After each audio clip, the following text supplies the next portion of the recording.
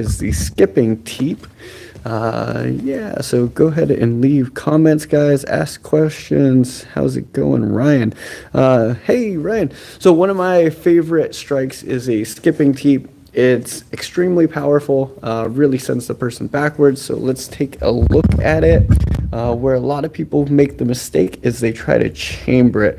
The way that I like to do this is we're going to lift our leg as if we're bringing a pole in between us, and then we're stabbing them with it. Let's see if you can see. All right. So I'm not chambering my leg. I'm bringing my leg up and out, filling the space in between, and then skipping off of the back leg. So you can really launch people with this. Again, it's not a chamber. I'm bringing the leg up and bringing my body momentum and energy through.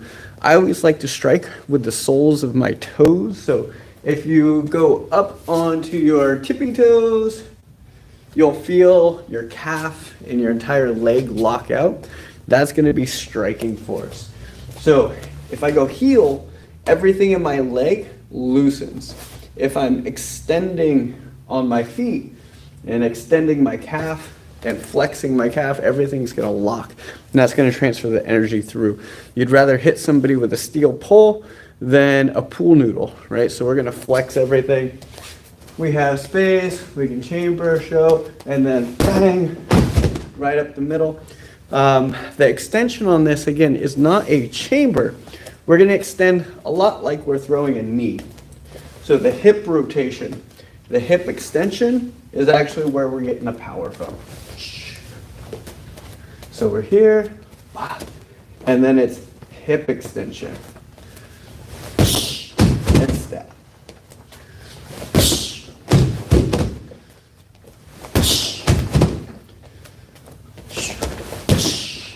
That one's the chamber. All right. Taking the space in, driving it in. So that is one of my favorite strikes. Generates an immense amount of pressure. I'm not seeing the comments. Leave a comment, guys. I'm not sure if it's a setting. YouTube has changed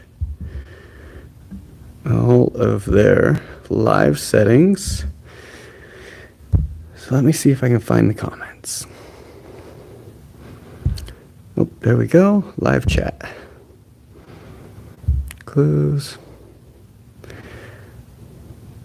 All right, now I see the chat. What's the good way to set it up? Anytime there's space in between you guys and the person wants to come forward is really when I meet them with that. The reason that I don't chamber it, or one of the reasons that I don't chamber it, is usually because they're coming forward. So if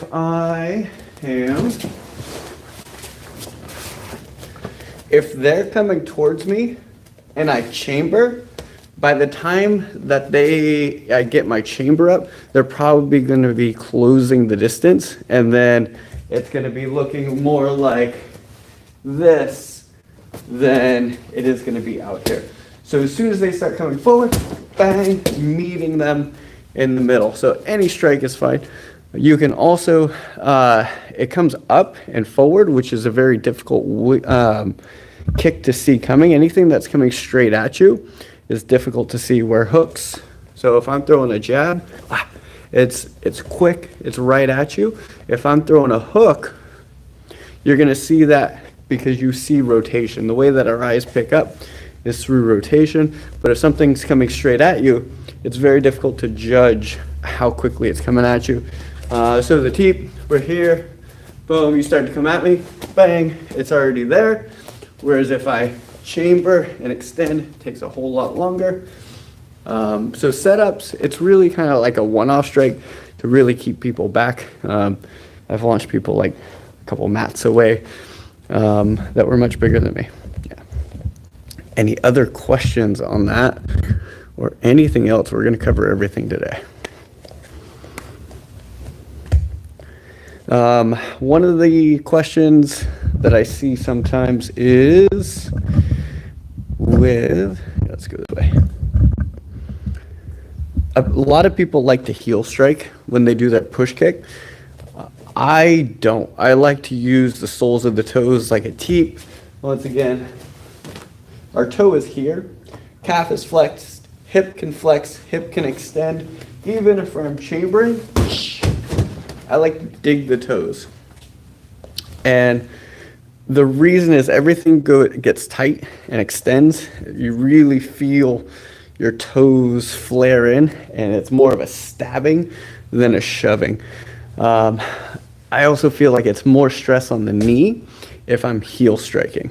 And if I'm going toes, I also get about 5-6 extra inches of reach engaged with the toe itself. If I'm going heel, my toes are up and it's here. Whereas if I'm going toes, I get that extra reach. And I can chamber, stab, perfectly fine. The other issue that I see with beginners when they're throwing the front leg teep is their hips. So hips are very important. A lot of times when you see people first start, they'll have this hunched over motion, and then their kicks are really low. And the reason that their kicks are really low is if I'm hunched over and I try to pull my knee up, I can only go so far. So what you'll see is they'll go here, and then they'll go like this. But if I keep my shoulders back, posture in, now I'm rotating my pelvis up, so I'm tucking my butt underneath, and now I can drive power off my back leg.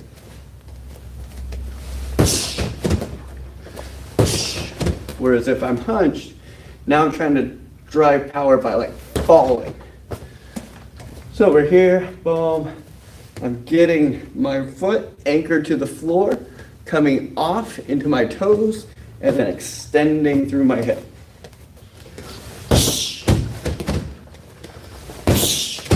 If I'm leaning forward, you won't get any power off of it. So really open up your hips, rotate your pelvis up, get your shoulders at least equal to your hip line. We want to be here. Here's okay. We don't want to be too far back because then we're going over. But as soon as I start to crowd my hips, I'm not actually punching with rotation or forward. I'm punching down and trying to compensate with my shoulders. So we're here. Bah, bah, bah. Extend, drive off your back foot. Bah. Any questions on that, guys? Delivering that power through your back leg all the way through the toes on the kicking foot. All right, we got a couple legs, couple people in here. Any problems that you guys are facing? Can be punches too. We're going to cover it all. Stepping jab, stepping 1-2s. Let's look at our stepping 1-2s. So stepping jabs, a lot of people know about. In kickboxing, I don't really want to turn my foot when I do my stepping jab. Make sure you guys can see my feet. If I'm turning my foot when I'm jabbing in kickboxing or Muay Thai, that leg is going to get lit up. So I'm just going to step straight forward. We're here. Jab. Now what a lot of people do is they leave their back leg behind. And when they leave their back leg behind, we're going to lose reach. As soon as I bring my back foot forward, look at all that space that I've just gotten. All that range, all that distance, step jab. I might be able to get there, but now I'm going through it. So right here, stepping jab, stepping 2. Knees rotating, hip rotates. Bah, bah.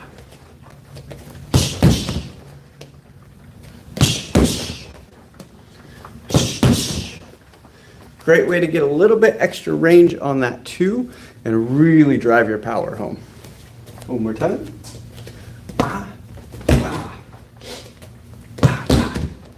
Once again, keeping your front toes forward, never letting them come in like a boxer's bladed stance, right? Boxers can do it. They don't have to worry about the leg kicks. We always got to be able to check and move that leg.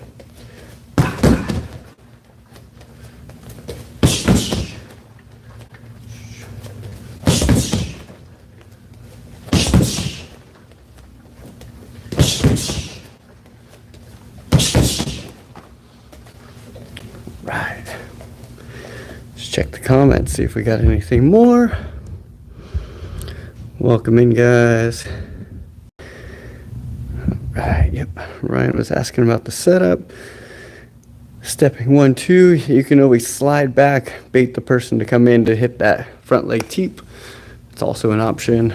Let's look at our cool combo while we're waiting for some of the comments. This is more of a flow drill than anything, but here we go. It's fun to do. Stepping jab, stepping 2. I can throw a hook if I like. Step across and throw my back fist. So we're just throwing the frisbee at that point. If I want to make my back fist land, I'm going to step across, making sure that there's space between me and the target, right? And then turning through for my back fist. If I want to throw an elbow, I'm going to step right next to the bag and throw my elbow. So these are a couple cues that you can use in order to judge the distance before you throw your spinning elbow or your spinning back fist. If it's a person, you're almost stepping on their toes, you're so close for the elbow. And then the other piece on this, across, throwing, is my right foot is not going to follow when I throw the back fist. So here, I'm not going to move my back leg forward when I throw my back fist. I'm going to lock it into place, bang, bang, stepping across, set my feet, turn, throw the frisbee. And the reason for this is the bag doesn't move. So if the bag's not moving, I don't need to follow it. Now, if this was with a partner, and I'm going, boom, I step across, and I see that they slide backwards, I'll change the distance with the back step, but because the bag doesn't move, we don't have to change range. Now, because we're on a bag and we're having fun, let's add a follow through. So after my back fist, I can unwind, or I can choose to pull through. Let's see it on Bob. So we're here. 1, 2, step across, back fist, and then I'm going to pull my leg between and follow through. If I did a elbow, now I'm going to throw a knee instead of a kick. Here, here, step on the toes, bang, pull through, right into our knee.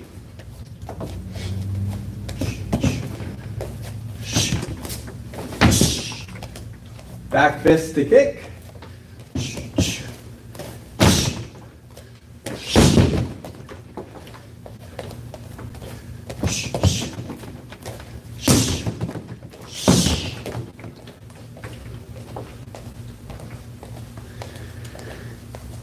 Those ones are fun. All right, let's look at head kicks. So when throwing head kicks, the angle of your planted foot means the most. So let's take a look at that. If I try to throw a head kick without rotating my front foot, I'm probably not going to have the flexibility to come around.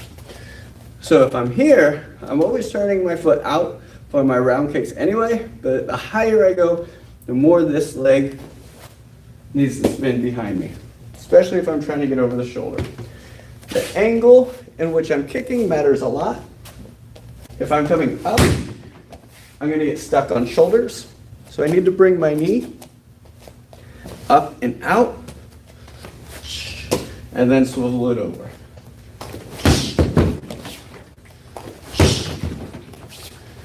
Give you guys a different view. So we're working on head kicks, and then the angle. Let's back you up right there. So we're here, turning my left foot up. Right knee's going to come up and swivel over. And back. We can also follow through, back around.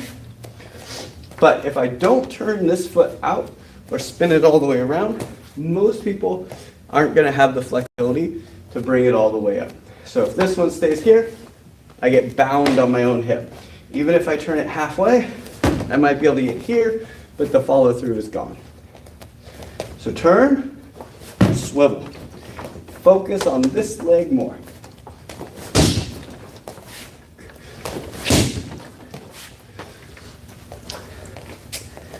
This is interactive, guys, so leave a like and a question or a comment. I'll answer you guys' questions. What type of bags you should get, what you should be training with, any question you guys have, happy to help.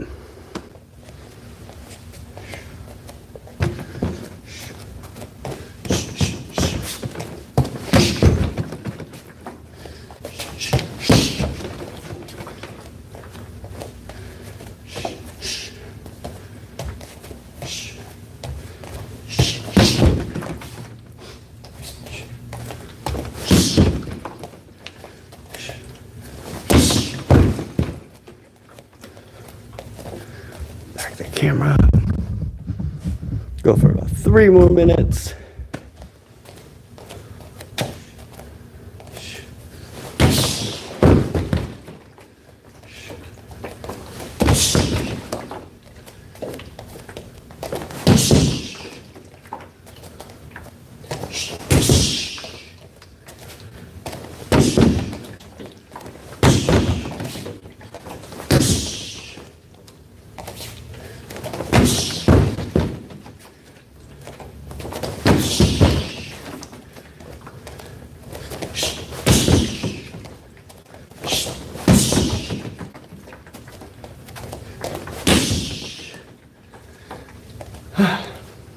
Having fun. Kickboxing is pretty awesome.